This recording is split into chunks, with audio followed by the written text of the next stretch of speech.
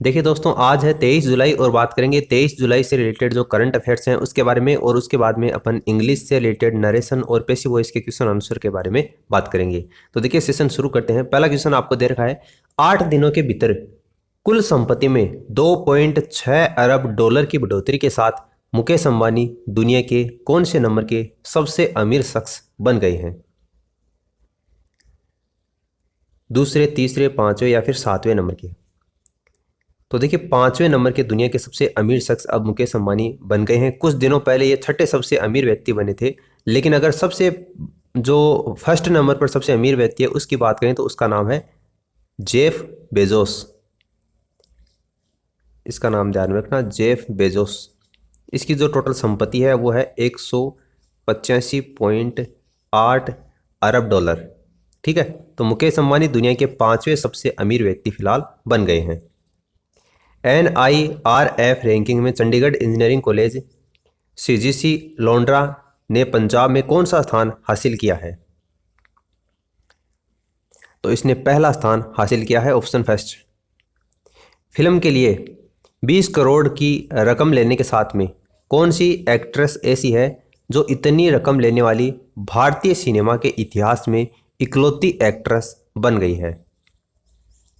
एक फिल्म के लिए 20 करोड़ रकम लेने वाली भारतीय सिनेमा में एकमात्र ऐसी एक्ट्रेस कौन बनी है? करीना कपूर, दीपिका पादुकोण, कैटरीना कैफ और आलिया भट्ट। तो करीना कपूर और आलिया भट्ट तो वैसे भी नहीं है, आपको पता है इतने फेमस। कैटरीना कैफ और दीपिका पादुकोण में से कौन सी है? दीपिका पादुकोण इसका आंसर होगा। प्रभास के साथ में इसकी एक नेक्स्ट फिल्म आ रही है, उस फिल्म के लिए इन्होंने 20 करोड़ की रकम ली है, और ये जो फिल्म है वो हिंदी में, तमिल में और तेलुगु भाषाओं में रिलीज की जाएगी। तो दीपिका पादुकोण इसका आंसर होगा। ब्रिटेन एयरवेज ने अपने कौन से हवाई जहाज को ऑपरेशन में होने वाले खर्च की वजह से रिटायर करने की घोषणा की है? यानी जो कोविड-19 महामारी है उसमें मंदी चल गई है जिसके कारण, और ऑपरेशन में होने वाला जो खर्चा है उसकी वजह से इस विमान को अब रिटायर करने की घोषणा की गई है। उस विमान का आपको नाम बताना है, तो उसका नाम है बोइंग 747। जो कार्गो विमान है उनमें बोइंग 747 की जो मांग है वो अभी भी उसी तरीके से बरकरार है, तो इसको फिलहाल अभी रिटायर करने की घोषणा की गई है। स्कूल समय में कितने मीटर रेस को रिकॉर्ड 4 मिनट में पूरा करने वाले अमेरिका के जिम रियून, उसको अमेरिका के प्रेसिडेंट डोनाल्ड ट्रंप के द्वारा मेडल ऑफ फ्रीडम से सम्मानित करने की घोषणा की गई है। जिम रियून ये अभी वर्तमान में 73 वर्ष के हो चुके हैं, और डोनाल्ड ट्रंप के द्वारा मेडल ऑफ फ्रीडम से इनको सम्मानित करने की घोषणा की गई है। जिम रियून की बात करें तो 3 बार के लिए ये ओलंपियन, कांग्रेस की ओर से 10 साल तक ये सांसद भी रह चुके हैं। तो कितने मीटर की रेस के विजेता थे? 1600 मीटर। ऑप्शन फोर्थ इसका आंसर होगा। केंद्रीय ऊर्जा मंत्री जिनका नाम है RK सिंह, उन्होंने भारत के किस शहर में पहला ई चार्जिंग प्लाजा शुरू किया है? केंद्रीय ऊर्जा मंत्री RK सिंह ने भारत के किस शहर में पहला ई चार्जिंग प्लाजा शुरू किया है? तो राष्ट्रीय राजधानी क्षेत्र नई दिल्ली इसका आंसर होगा। निम्न में से किस राज्य सरकार ने अभी हाल ही में नवीन रोजगार छतरी योजना इसकी शुरुआत की है? नवीन रोजगार छतरी योजना की शुरुआत कौन सी राज्य सरकार ने की है? छत्तीसगढ़, उत्तर प्रदेश, पंजाब या महाराष्ट्र? तो योगी आदित्यनाथ के नेतृत्व वाली सरकार, उत्तर प्रदेश सरकार इसका आंसर होगा। 23 जुलाई को पूरे भारत में कौन सा दिवस मनाया जाता है? 23 जुलाई को पूरे भारतवर्ष में कौन सा दिवस मनाया जाता है? राष्ट्रीय प्रसारण दिवस, राष्ट्रीय दूरदर्शन दिवस, विज्ञान दिवस या डाक दिवस? तो इसका आंसर होगा राष्ट्रीय प्रसारण दिवस। राष्ट्रीय प्रसारण दिवस 23 जुलाई को पूरे भारतवर्ष में मनाया जाता है। वाडा ने भारत की नेशनल डोपिंग टेस्टिंग लैब के सस्पेंशन को कितने महीने के लिए बढ़ा दिया है? वाडा की फुल फॉर्म होती है वर्ल्ड एंटी डोपिंग एजेंसी। तो उसने भारत की जो नेशनल डोप टेस्टिंग लैब है उसके ऊपर जो प्रतिबंध लगा रखा है उसको कितने महीने के लिए फिलहाल बढ़ाया है? तो 6 महीने के लिए उसको बढ़ा दिया है। जापान ने किस देश में कारोबार कर रही 57 जापानी कंपनियों को वापस बुलाने की घोषणा की है? थोड़े दिन पहले इंडिया ने भी चाइना के 59 एप्लीकेशन है उसके ऊपर बैन लगा दिया था। और अब जापान के द्वारा, जापान की जो 57 कंपनी है जो कि चाइना में काम कर रही थी, इनको जापान वापस बुलाने की घोषणा की गई है। और जो आने का सारा जो खर्चा है वो जापानी सरकार के द्वारा ही वहन किया जाएगा। तो चाइना क्या होगा, इसका करेक्ट आंसर होगा। अब देखिए अपन बात करते हैं इंग्लिश से रिलेटेड कुछ मोस्ट इंपॉर्टेंट क्वेश्चन आंसर के बारे में, जो कि आपके एक्टिव पैसिव और नरेशन से रिलेटेड है। देखिए ये क्वेश्चन पहला ही आपके एग्जाम में पूछा हुआ है CGL टीयर सेकंड 2014 में। एक्टिव पैसिव वॉइस से रिलेटेड है। एक्टिव वॉइस का वाक्य है और आपको पैसिव वॉइस में चेंज करके बताना है। The boy did not break the glass. The boy did not break the glass, passive voice में चेंज करना है। तो देखिए ऑब्जेक्ट को सबसे पहले अपन सब्जेक्ट बनाते हैं। तो द ग्लास यहाँ पर ऑब्जेक्ट है, इसको सब्जेक्ट बना लिया, पहले द ग्लास आ गया। उसके बाद में डिड नोट आपको दे रखा है, तो डिड के जब उसको अपन पैसिव वॉइस में बनाएंगे तो डिड किस में चेंज हो जाएगा, वाज नोट में चेंज हो जाएगा। बाद में वर्ब की थर्ड फॉर्म आएगी, तो ब्रेक की वर्ब थर्ड फॉर्म क्या होगी, ब्रोकन हो जाएगी और बाई लगाकर द बॉय आ जाएगा। बिल्कुल सही है, आपको ऑप्शन जो फर्स्ट दे रखा है ना वही क्या होगा, इसका आंसर होगा। हेड नोट इसमें नहीं आएगा। इसके अलावा यहाँ पर आपको नोट सीधा ब्रोकन दे रखा है, वर्ब की थर्ड फॉर्म है, हेल्पिंग वर्ब दे नहीं रखी है। और हेज नोट भी नहीं आएगा क्योंकि डिड नोट दे रखा है, तो ये पास्ट टेंस का वाक्य है। डिड नोट है वो वाज नोट में चेंज होता है और आगे वर्ब की थर्ड फॉर्म का यूज होता है।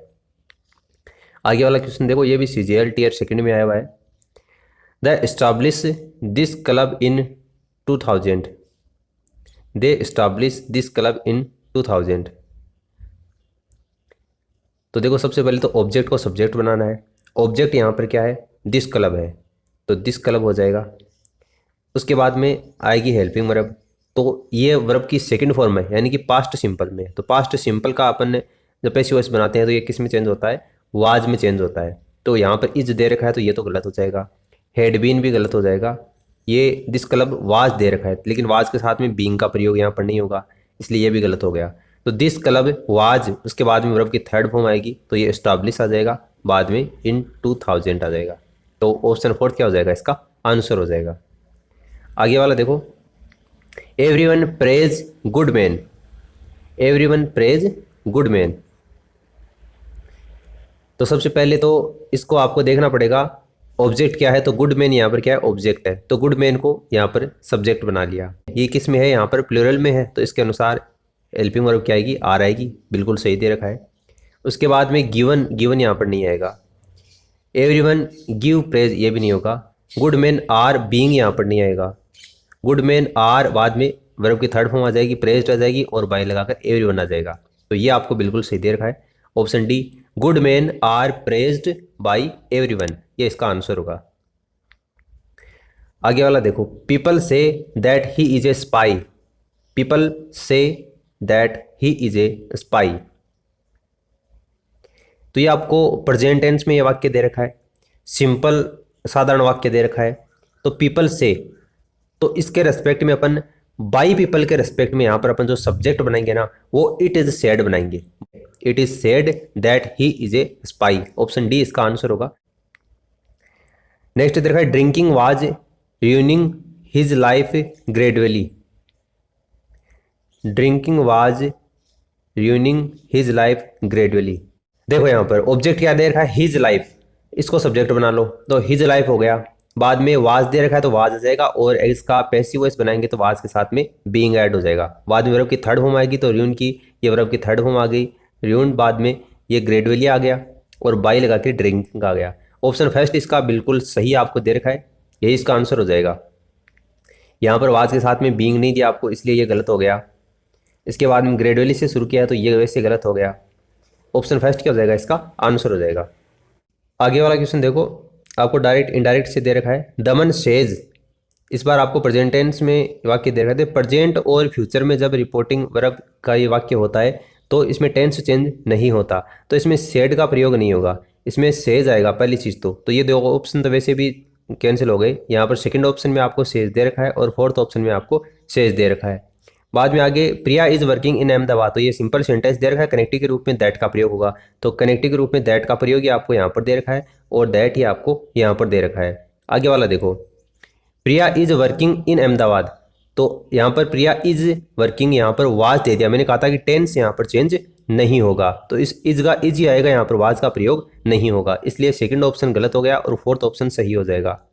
दमन says that Priya is working in Ahmedabad, option D is the correct answer. He asked me what my name was. तो देखो वोट यानी कि ये इंटरोगेटिव सेंटेंस है, तो इंटरोगेटिव सेंटेंस यहाँ पर डब्ल्यू एस वर्ड का डब्ल्यू एस वर्ड दिया गया, कनेक्टिव रूप में ये प्रयोग दूसरा नहीं किया गया। तो डब्ल्यू एस वर्ड से शुरू होता है, इंटरोगेटिव होता है, तो सेड या सेड टू को अपन आस्क्ड में बदलते हैं, तो सेड या सेड टू को बदलते हैं, इसका मतलब सेज तो नहीं होगा, ये तो गलत हो गया, और टोल्ड भी नहीं होगा, सेड या सेड टू में से एक आएगा, तो ही सेड टू मी, पहली बात तो ये चीज़ होगी। उसके बाद देखो आगे, वोट माई नेम वाज। माई जो है वो फर्स्ट पर्सन होता है, फर्स्ट पर्सन सब्जेक्ट के अनुसार चेंज होता है, सब्जेक्ट आपको यहाँ पर क्या दे रखा है, ही दे रखा है, तो ही के अनुसार क्या आएगा, योर आएगा, ठीक है, यहाँ पर माई नहीं आएगा। अगर ये योर होगा ना तभी ये सही होगा। देखिए इसको एक बार आप उल्टा बनाकर देख लो तब आपको पता चल जाएगा, ऑप्शन सी होगा, ही सेड टू मी, तो ही सेड टू है, इसको आस्क्ड में बदल दिया तो ही आस्क्ड मी हो गया। कनेक्टिव के रूप में डब्ल्यू एस वर्ड ही लगाते हैं, दैट का प्रयोग नहीं करते, तो डब्ल्यू एस वर्ड लगा दिया। बाद में अपन को चाहिए होता है सब्जेक्ट, तो सब्जेक्ट आपको यहाँ पर देखो योर दे रखा है, तो योर है सेकंड पर्सन ऑब्जेक्ट के अनुसार चेंज होता है। ऑब्जेक्ट आपको यहाँ पर क्या दे रखा है, मी दे रखा है, मी का क्या बनेगा, माई बनेगा, तो माई बाद में नेम आ जाएगा, तो ये माई नेम आ गया। और इज दे रखा है तो ये किस में चेंज हो जाएगा, वाज में चेंज हो जाएगा। तो बिल्कुल ऑप्शन थर्ड है वो इसका आंसर होगा, यही सारे नियम को यहाँ पर फॉलो कर रहा है। उसके बाद देखो, he said I clean my teeth twice a day. He said I clean my teeth twice a day. देखो ही सेड है तो ये ही सेड ही रह जाएगा, बिल्कुल ही सेड आपको दे रखा है। कनेक्टिव के रूप में दैट आ जाएगा, तो कनेक्टिव के रूप में आपको दैट दे रखा है। आगे देखो सब्जेक्ट लगाएंगे अपन, तो सब्जेक्ट यहाँ पर आपको क्या दे रखा है, आई दे रखा है, तो आई किसके अनुसार चेंज होता है, सब्जेक्ट के अनुसार चेंज होता है। सब्जेक्ट यहाँ पर ही दे रखा है, इसका मतलब यहाँ पर क्या आ जाएगा, ही आ जाएगा। उसके बाद में क्लीन दे रखा है, तो ये किस में चेंज होगा, क्लीन में नहीं होगा, ये किस में चेंज होगा, क्लीन्स में होगा, ही क्लीन्स।